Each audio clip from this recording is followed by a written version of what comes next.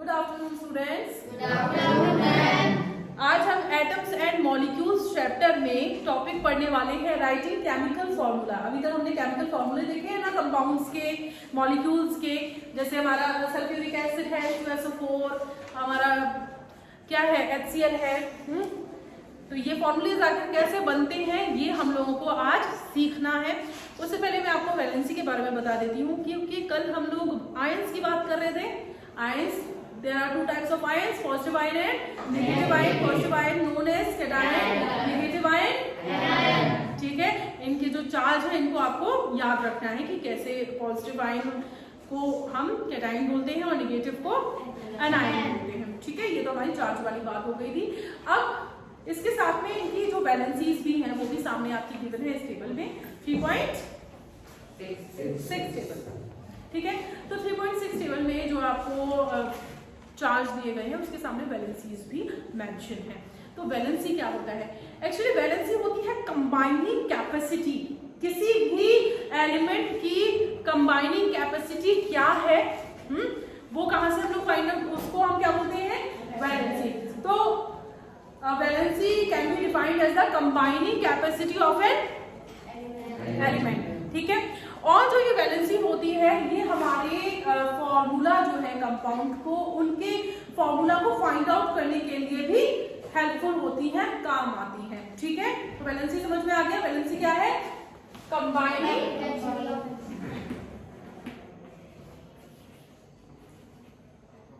Capacity, combining capacity होता है valence. इसके अलावा कहां पे फाइंड आउट, इससे क्या फाइंड आउट कर सकते हैं? या use to find out chemical formula, ठीक है। जैसे एक ऑक्टोपस है। ऑक्टोपस के कितने हैंड्स होते हैं? 8 होते हैं, ठीक है। और ह्यूमन है, ह्यूमन के कितने हैंड्स होते हैं? 2। तो ऐसा सोचो कि जो ऑक्टोपस है ना, अगर वो ह्यूमंस के हाथों, उनके हाथों को पकड़े अपने हाथ से, तो कितने ह्यूमंस को वो पकड़ सकता है? कितने ह्यूमंस को पकड़ सकता है? 4 ह्यूमंस को पकड़ सकता है। कैसे? 2 ठीक है। ऐसे यहाँ से एक फॉर्मूला भी हम लोग यहाँ पर बनाएंगे। अपने ऑक्टोपस और ह्यूमंस का फॉर्मूला देख लो कैसे बनता है बताने का, फिर हम लोग केमिकल की बात करेंगे, ठीक है। क्रॉस मल्टीप्लाई करते हैं। तो ऑक्टोपस के हाथ में 8, ह्यूमंस के हैं 2, तो क्या होगा? वो 2 क्रॉस मल्टीप्लाई करेंगे और H 8 होगा। और ये हमें सिंपल वो नंबर करना होता है, पढ़ा था ना हमने थ्योरी में। तो इसमें क्या हुआ? ये 4। तो अब कितना हुआ? OH। अगर हम ऑक्टोपस और ह्यूमंस का हैंड्स का अगर फॉर्मूला निकालें तो क्या होगा? OH 4, ठीक है। Yes ma'am. ओके, अच्छा यहाँ से अब हम लोग का केमिकल फॉर्मूला स्टार्ट करने वाले हैं। तो केमिकल फॉर्मूले बताऊं उससे पहले आपको ना कुछ रूल्स भी पता होने चाहिए। कुछ रूल्स होते हैं केमिकल फॉर्मूला फाइंड आउट करने के लिए।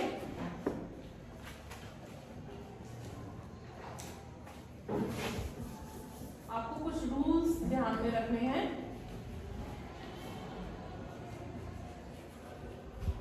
Valency must be balanced. अभी हमने देखा था ना कैसे हमने बैलेंस किया था ऑक्टोपस को, ह्यूमंस को, ठीक। और सेकंड वन इज, जब भी कंपाउंड बनता है ना तो मेटल और नॉन मेटल दोनों आपस में कंबाइन हो जाते हैं। तो जो मेटल होगा उसको फॉर्मूला में हम लोग क्या करेंगे?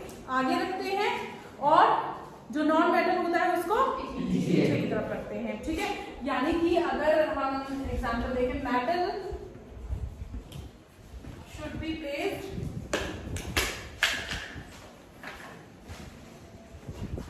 at left,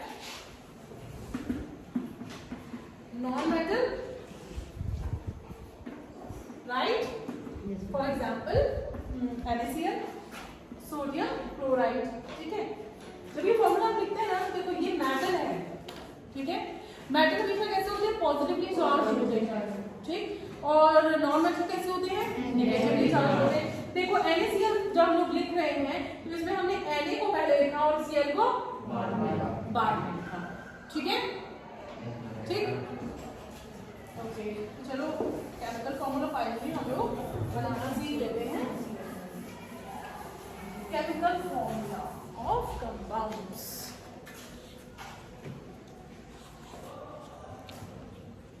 बहुत इजी है बच्चों फॉर्मूला बनाना। तो आप लोग क्या करना कि फॉर्मूले पे ध्यान नहीं देना है कि कैसे बनाया है, आपको सिर्फ नाम पे ध्यान देना है, ठीक है, ठीक है। बुक में है एग्जाम्पल, बुक के एग्जाम्पल को हम लोग कर लेते हैं। पहले हम लोग बनाएंगे किसका, हाइड्रोक्लोरिक एसिड का, हाइड्रोजन क्लोराइड भी बोलते हैं इसको। तो इसमें कौन कौन से, पहले बताओ इसमें हाइड्रोक्लोरिक एसिड में कौन कौन से एलिमेंट है? एक तो हाइड्रोजन और दूसरा क्लोरीन, ठीक है। वो आयन फॉर्म करके ही क्लोराइड कहलाता है, Cl माइनस, है ना। तो क्लोराइड, तो ये क्लोरीन एलिमेंट इसमें प्रेजेंट है। हाइड्रोजन की वैलेंसी बताई थी कल कितनी है?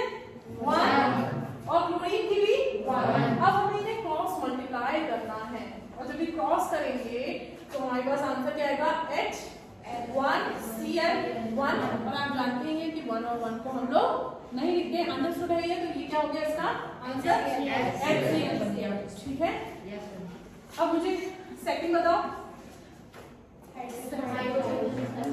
Hydrogen sulphide, hydrogen sulphide. ये फॉर्मूला कैसे बनेगा इसको देख लेते हैं। सबसे पहले हमें ध्यान देना है कि इसमें कौन कौन से एलिमेंट इन्वॉल्व हैं। हाइड्रोजन इन्वॉल्व है और सल्फर इन्वॉल्व है ना। अनाइन फॉर्म में सल्फर इन्वॉल्व है। हाइड्रोजन की वैलेंसी हम जानते हैं 1, और सल्फर की वैलेंसी कितनी है? 2। पढ़ा था ना कल, टेबल में देखा था कि सल्फर सल्फाइड बनता है तो F2 माइनस वाली, F2 माइनस चार्ज को कैरी करता है, इसलिए यहाँ पे हम लोग क्या लिखेंगे? 2, ठीक है। जब भी फॉर्मूला लिखते हैं तो प्लस माइनस को हम लोग नहीं लिखते हैं, हम सिर्फ नंबर डिनोट करते हैं। अब इसको कर लो आप क्रॉस, आंसर क्या बनेगा? H2S, ठीक है। अब थर्ड बिना फॉर्मूला देखे बताएंगे। Sodium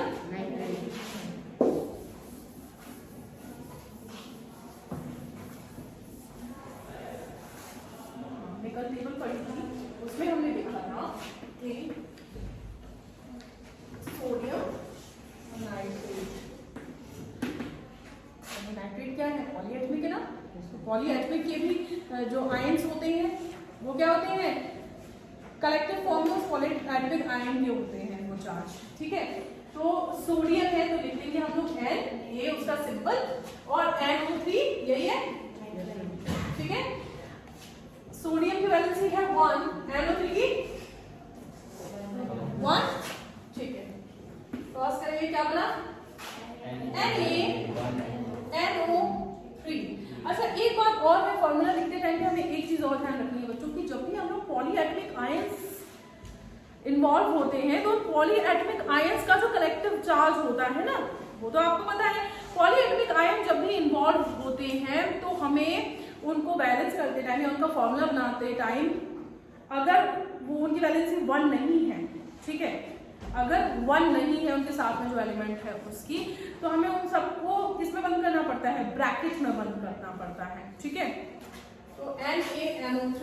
next one calcium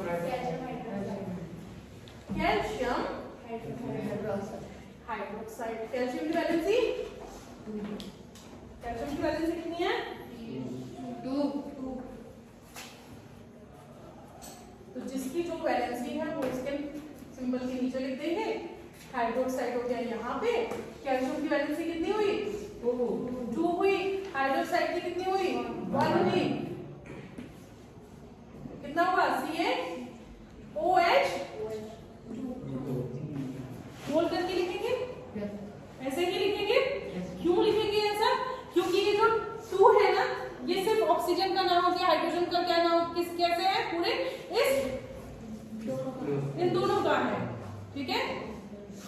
पॉलीएटमिक ion में हमने कल पढ़ा था वेस्ट आयन, पॉलीएटमिक आयन, तो ये उसी का एग्जांपल है। अब बताओ मैग्नीशियम क्लोराइड देख लेते हैं, ठीक है। मैग्नीशियम कौन कौन है इसमें, कौन कौन से एलिमेंट है? एक तो है मैग्नीशियम और कौन है? क्लोरीन भी है इसमें। Mg की वैलेंसी होती है 2 और Cl होती है 1। क्रॉस मल्टीप्लाई करेंगे बनेगा हमारा MgCl2। तो मैग्नीशियम क्लोराइड कंपाउंड कैसे बना समझ आ गया? Yes, sir. क्लियर है? Yes, sir. ओके। नाउ बहुत सिंपल सा एग्जांपल है एक कार्बन डाइऑक्साइड का, उसको बना के देखते हैं। कार्बन, ठीक है, और ऑक्सीजन। कार्बन की वैलेंसी होती है 4, ठीक है। कार्बन की वैलेंसी कितनी होती है? 4 होती है। ऑक्सीजन की वैलेंसी कितनी होती है?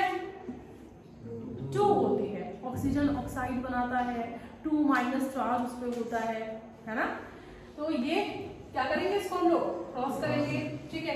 और जब क्रॉस करेंगे तो क्या बनेगा? C2O4 और इसे हम लोग करेंगे सिंप्लीफाई, ठीक है। तो हमारे पास फाइनली क्या बन गया? CO2, ठीक है। ऐसे हम लोग H2O का भी देख लें।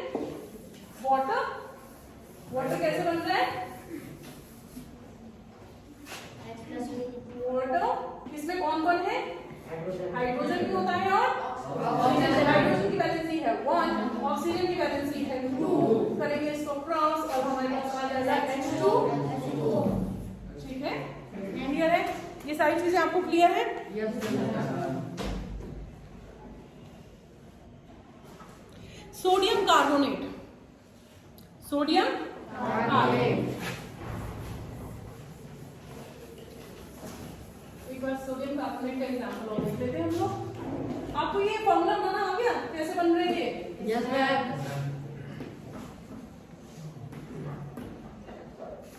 इसमें कौन कौन कौन है? सोडियम और CO, ठीक है। अब इसमें क्या है? ये पॉलीएटमिक आयन है ना। कितनी है वैलेंसी इसकी? 1 है, ठीक है। इसकी कितनी है? 2। कितना क्या बनेगा? Na2CO3।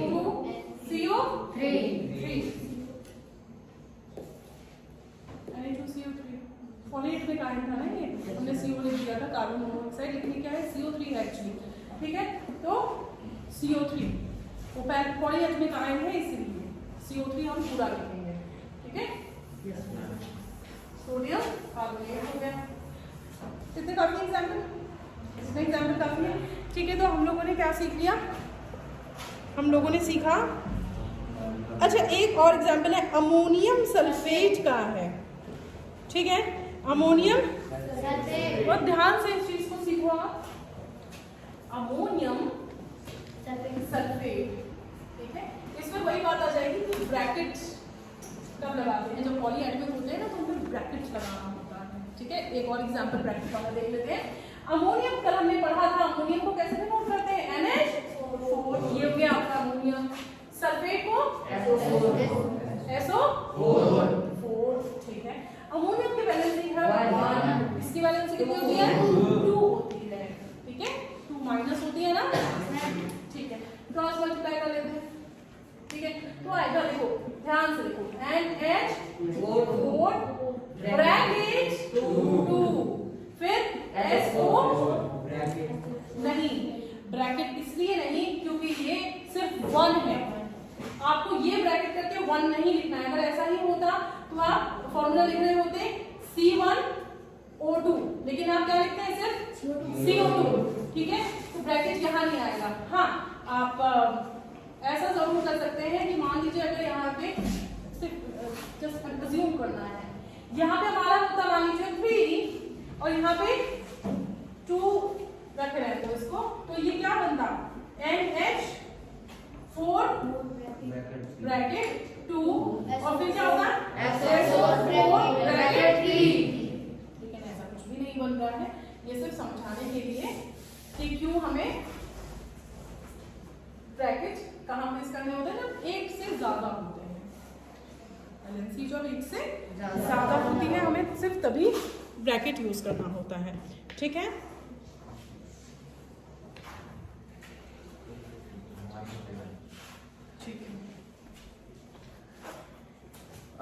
की क्लास में बस इतना ही करते हैं। अब हम लोग कल स्टार्ट करेंगे क्या, मॉलिक्यूलर मास के बारे में पढ़ेंगे, ठीक है, और मोल कॉन्सेप्ट के बारे में पढ़ेंगे, ठीक, फॉर्मूला यूनिट मास के बारे में पढ़ेंगे। अच्छा एक बात है कि मॉलिक्यूलर मास के नाम से ही आप समझ पा रहे हो कि क्या पढ़ना है हमें। उससे पहले हमने पढ़ा था एटॉमिक मास, जिसमें हमने एक एटम का मास देखा था।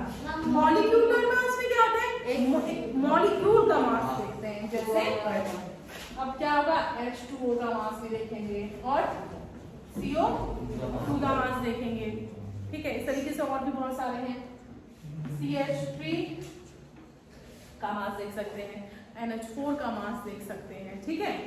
तो इसे मॉलिक्यूलर मास कहते हैं। O2 का मास निकाल सकते हैं हम लोग, समझ आ रहा है? चलो, ओके, थैंक यू।